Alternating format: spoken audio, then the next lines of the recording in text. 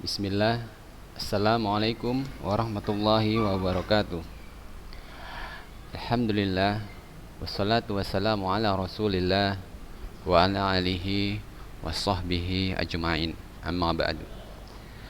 Apa kabar anak-anak ustadz semua? Alhamdulillah, Ustadz harapkan semua antum dalam keadaan sehat, tetap dalam lindungan Allah Subhanahu wa taala, dan semakin semangat dalam mengikuti pembelajaran daring kita hari ini. Setelah lama libur, hampir sepekan, Ustadz rasa antum semakin siap dalam pembelajaran ini. Hari ini insyaallah kita akan melanjutkan pembelajaran kita prakarya. Jangan lupa antum semua siapkan peralatan tulis antum untuk dapat mencatat materi-materi yang akan Ustadz sampaikan hari ini.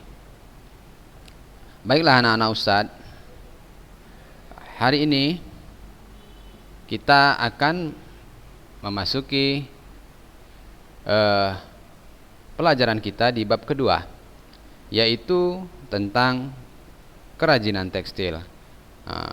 Sebelumnya kita sudah mempelajari tentang serat, ya.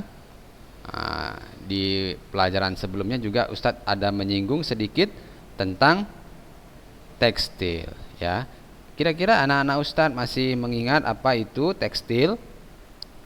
Dan kira-kira apakah yang terbayang, ya, kalau Ustadz berbicara tentang tekstil? Ya, ini di sini Ustadz akan tampilkan gambar. Ya, ya, kalau kita bicara tentang tekstil, maka kita akan terbayang tentang kain-kain, ya, kain pakaian. Ya, hari ini kita akan mempelajari tentang tekstil. Apa itu tekstil? Baiklah, kerajinan tekstil merupakan sebuah karya seni yang terbuat dari bahan-bahan tekstil. Tekstil merupakan bahan yang berasal dari serat yang diolah dari benang atau kain.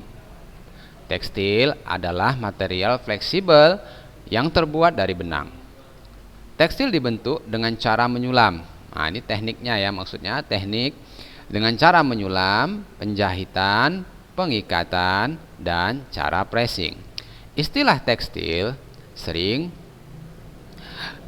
dalam penggunaannya sehari-hari sering disamakan dengan istilah kain. Namun ada sedikit perbedaan antara dua istilah ini. Tekstil dapat digunakan untuk menyebut bahan apapun yang terbuat dari tenunan benang, sedangkan kain merupakan hasil jadinya yang sudah bisa digunakan. Tekstil juga dapat diartikan jalinan antara lungsinan atau dapat dikatakan anyaman yang mengikat satu sama lain dalam tenunan atau rajutan.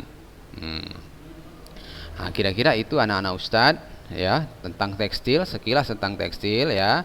Jadi seperti yang Ustadz katakan di awal tadi, tentunya kita akan terbayang tentang kain, benang, ya, dan jenis-jenis pakaian.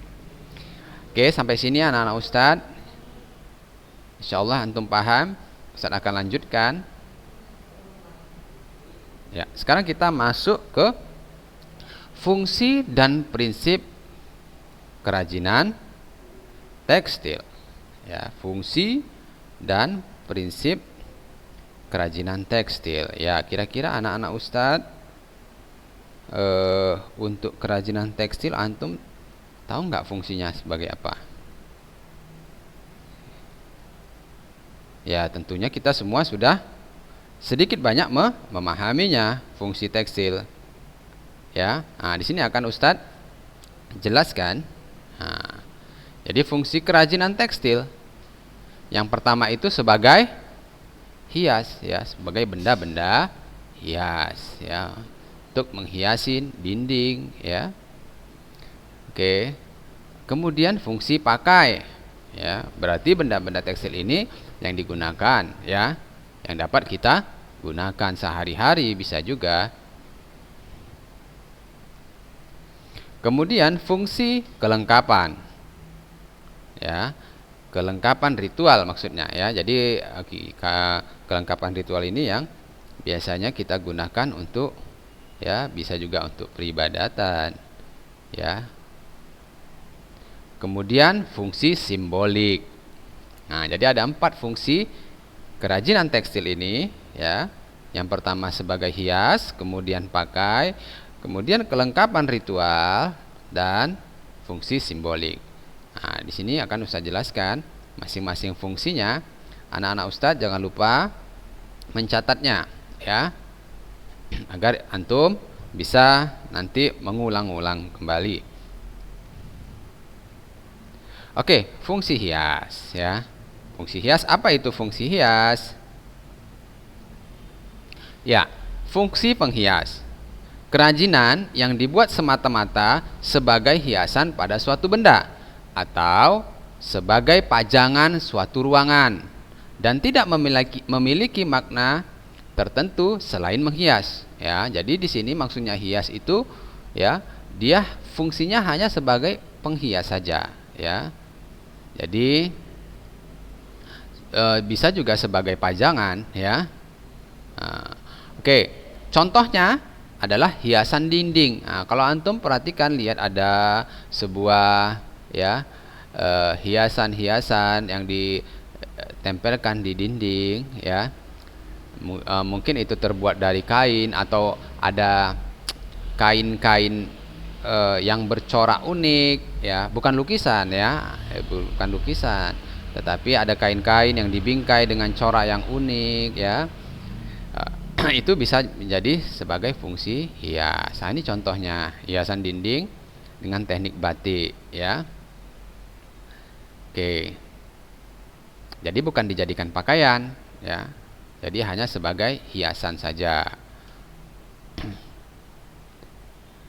Kemudian yang kedua adalah fungsi pakai, ya. Nah, kalau dari katanya pakai, kita sudah langsung dapat membayangkan, ya, fungsi pakai itu, ya, dapat digunakan. Oke, fungsi benda pakai, kerajinan yang dibuat berdasarkan tujuan untuk digunakan sebagai kebutuhan sehari-hari, ya. Untuk digunakan sebagai kebutuhan sehari-hari. Contohnya apa? Ya, tas, ya, pakaian, busana, dan aksesoris, ya. Nah, contohnya ini, ya, anak-anak Ustadz, tas kan nggak mungkin kita tempelkan di dinding untuk dilihat-lihat saja. Pasti kita akan menggunakannya, ya. Makanya ini disebut dengan fungsi pakai benda atau benda pakai, ya. Tas, kemudian aksesoris, ya, seperti kalung, ya. Ini termasuk fungsi pakai. Paham ya anak-anak Ustadz sampai sini? Baiklah, Ustadz lanjutkan. Untuk yang ketiga adalah fungsi ritual, ya. Fungsi ritual, ya, maksudnya kelengkapan ritual. Fungsi kelengkapan ritual, ya, kerajinan yang mengandung simbol-simbol tertentu dan berfungsi sebagai benda yang berkaitan dengan kepercayaan dan spiritual. Contohnya ulos, kain tenun, ya, yang dikenakan saat upacara pernikahan contohnya, ya, atau pemakaman atau pesta-pesta adat yang lain. Kalau kita dalam beribadah juga, ya, kadang-kadang menggunakan, ya, kerajinan dari tekstil. Apa itu contohnya kira-kira?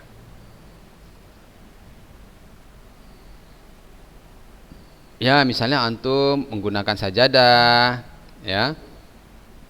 Apalagi,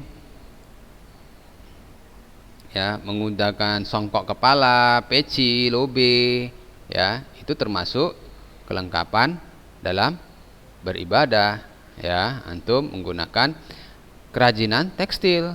Nah, itu termasuk kerajinan tekstil juga. Ini contohnya anak-anak Ustadz. Nah, ini yang Ustadz contohkan ini adalah kerajinan tekstil dalam bentuk kain tenun, ya, ulos. Ya, kalau anak-anak Ustadz, ulos itu dari daerah mana kira-kira? Ya, nanti antum boleh boleh langsung jawab di Japri melalui Ustadz kalau antum tahu, ya. Baiklah, Ustadz akan melanjutkan. Berikutnya adalah fungsi simbolik. Fungsi simbolik, kerajinan tekstil tradisional selain sebagai hiasan juga berfungsi melambangkan hal tertentu yang berhubungan dengan nilai spiritual. Contohnya tapestri, tenun, dan batik yang dibuat dengan motif simbolik, ya, anak-anak Ustadz. Jadi kalau kita seperti yang kita membuat sebuah kerajinan, ya, ada motif-motif, ya, yang sebenarnya memiliki arti tertentu yang bisa dijadikan sebagai bentuk karya kerajinan, ya. Oke. Nah, ini adalah sebuah motif batik parang namanya, ya.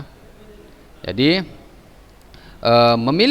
motif ini memiliki makna, ya, petuah yang diartikan untuk tidak dapat gampang menyerah, ya. Jadi ibarat ombak laut yang tak pernah berhenti bergerak. Jadi motifnya ini, motif parang ini diibaratkan seperti ombak laut, ya. Ya, motif ini juga menggambarkan jalinan yang tidak pernah putus. Nah, kalau antum perhatikan motifnya bersambung-sambung terus, ya, tidak pernah putus, ya. Baik dalam arti upaya untuk memperbaiki diri, ya. Jadi di situ ada makna-maknanya, ya. Maksudnya dalam motif ini tersirat ada makna-makna tertentu yang dibuat dalam karya kerajinan tekstil. Ini namanya motif parang, ya, batik motif parang. Nah, ini adalah salah satu contoh dari fungsi simbolik, ya, anak-anak Ustadz, dan masih banyak lagi kerajinan-kerajinan yang lain dengan menggunakan, ya, fungsi-fungsi simbolik seperti ini, ya. Oke. Nanti silakan antum boleh mencari kira-kira dari daerah antum apa nih kira-kira karya-karyanya yang berfungsi sebagai simbolik, ya, kira-kira apa nih daerah antum. Oke, kita lanjutkan, ya. Selain itu, kerajinan tekstil yang bertujuan sebagai fungsi hias dan fungsi pakai sama-sama memiliki nilai ekonomis. Kerajinan itu sendiri dapat menambah nilai jual suatu produk. Nah, jadi anak-anak Ustadz, ya, selain juga fungsi hias, fungsi pakai, ya, dia juga dapat, ya, bernilai ekonomis, ya. Jadi dapat juga kita jadikan kerajinan-kerajinan ini sebagai suatu produk yang memiliki nilai jual, ya. Oke, ini contohnya, ya. Jadi ini ada sebuah sapu tangan, kalau antum perhatikan yang digambar yang pertama ini, ya, sapu tangan, ya. Ya, ini tidak ada hiasan di dalamnya, ya, cuman sapu tangan biasa saja, ya. Polos, ya, biasa kita melihat sapu tangan yang polos, ya, sebagai fungsinya sebagai fungsi pakai saja. Nah, dan di gambar kedua ini, ya, sapu tangan, ya, dengan ada unsur yang ditambahkan, ada ornamen, ada hiasan-hiasan, ya, tetap juga digunakan sebagai, ya, sebagai lap wajah, ya, membersihkan wajah bisa juga, tetapi ada nilai lebihnya, diberikan ornamen-ornamen, ya, diberikan ornamen, jadi lebih menarik.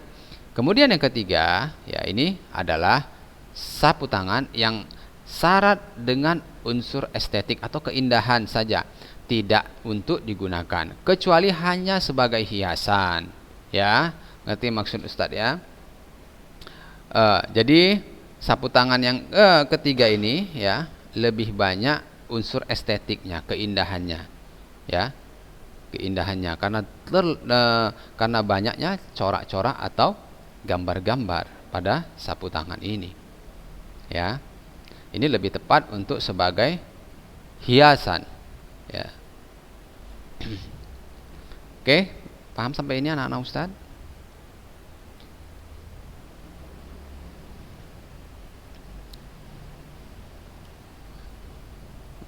Baiklah, Ustadz akan lanjutkan.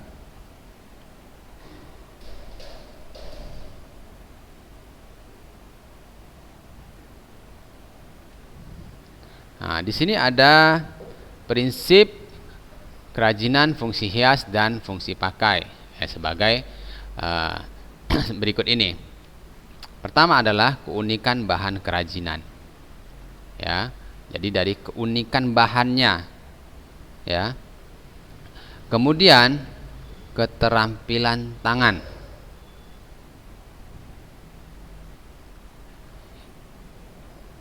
Kemudian ada unsur estetik atau keindahannya. Yang berikutnya adalah unsur hiasan atau ornamen. Nah, jadi ada 4 ya prinsip ya dalam kerajinan hias, ya, fungsi hias.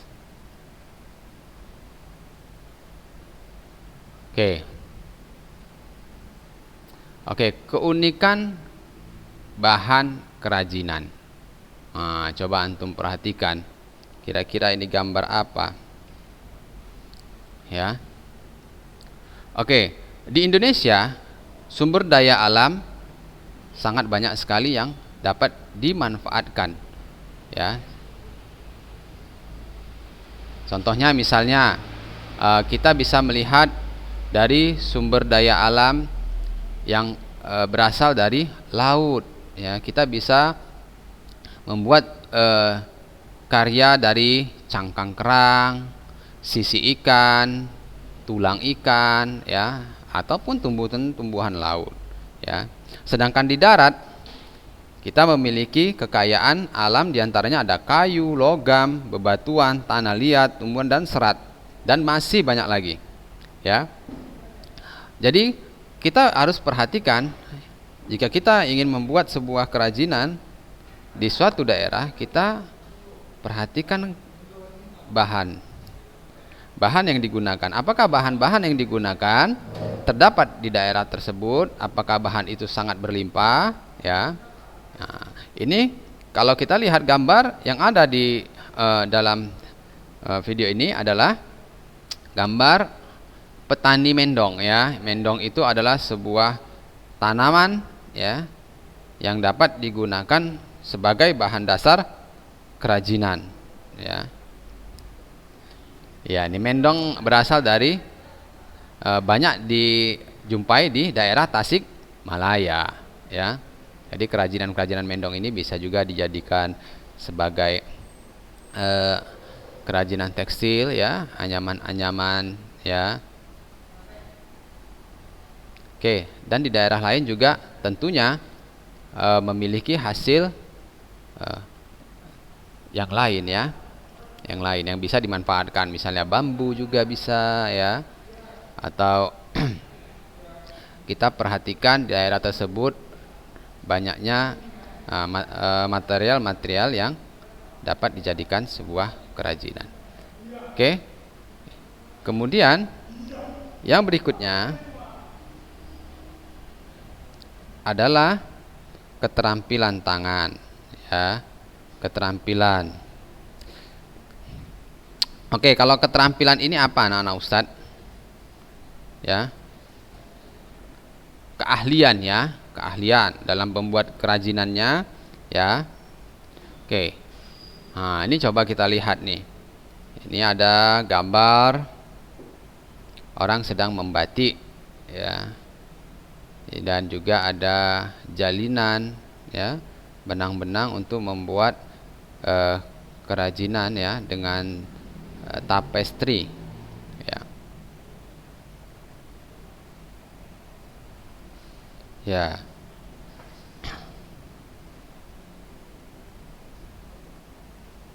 Jadi setiap kerajinan itu memiliki, ya, teknik-teknik yang berbeda, ya. Tentunya kalau membuat batik tekniknya juga berbeda dengan tapestry, ya. Jadi di sini, ya, keahlian dalam pembuatannya harus kita perhatikan untuk dalam memproses benda-benda kerajinan, ya. Nah,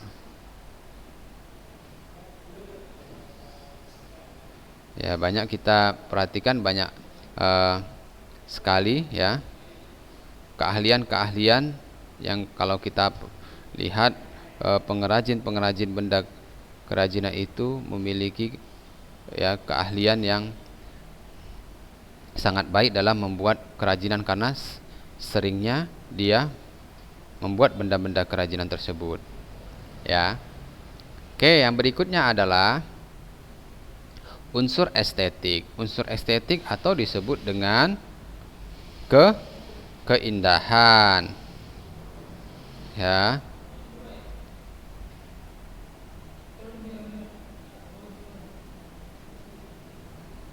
Oke, nilai estetik, perhatikan. Nah, ini kalau kita lihat, ya.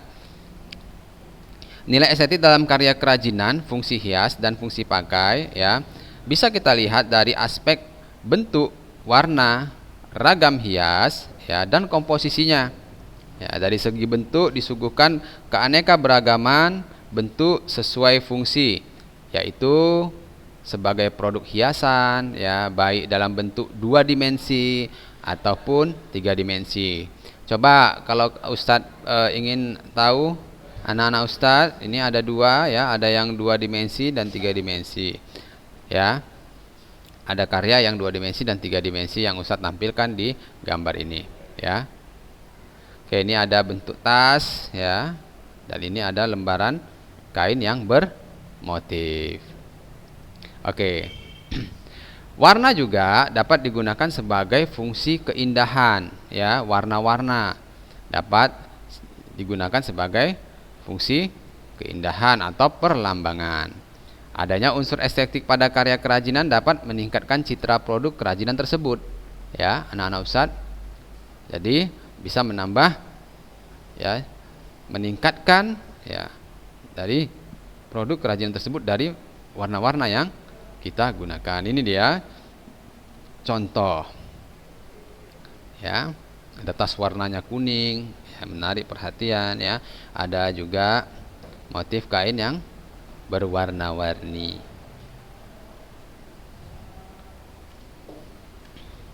Nah, yang berikutnya adalah unsur hiasan atau ornamen, ya.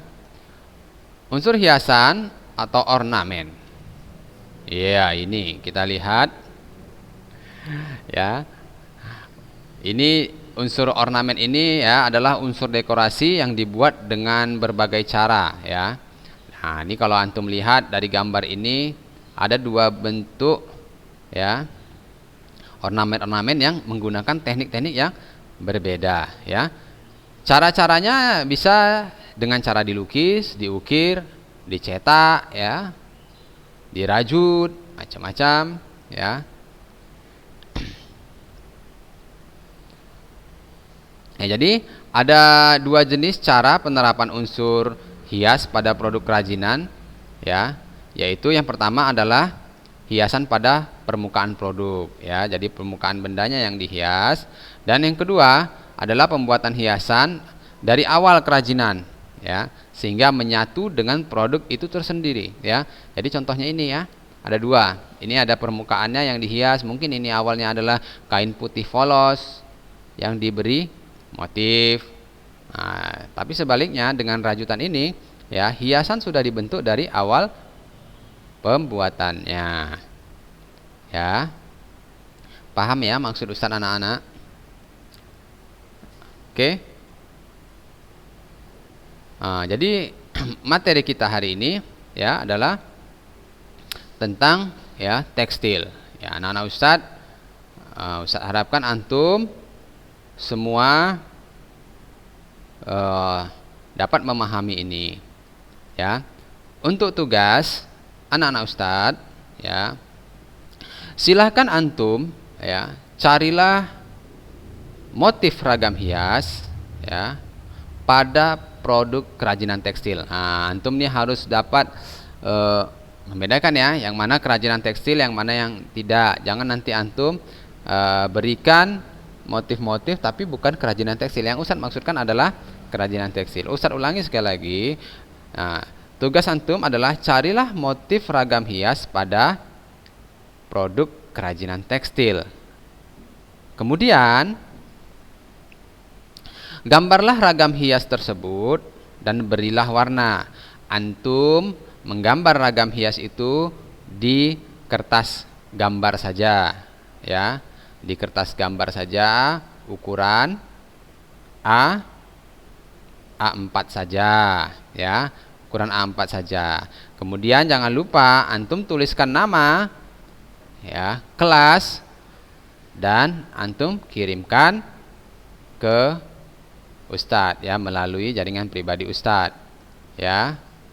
Jangan lupa antum kirimkannya paling lambat 1 pekan dari hari ini ya.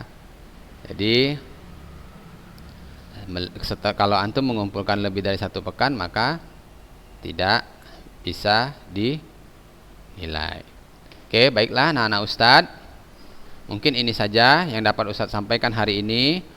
Mudah-mudahan pembelajaran kita ini dapat menambah ilmu dan wawasan kita. Ya, anak-anak Ustadz, sekian dulu yang Ustadz sampaikan. Subhanakallahumma wa bihamdik, asyhadu an la ilaha illa anta, astaghfiruka wa atubu ilaik. Assalamualaikum warahmatullahi wabarakatuh.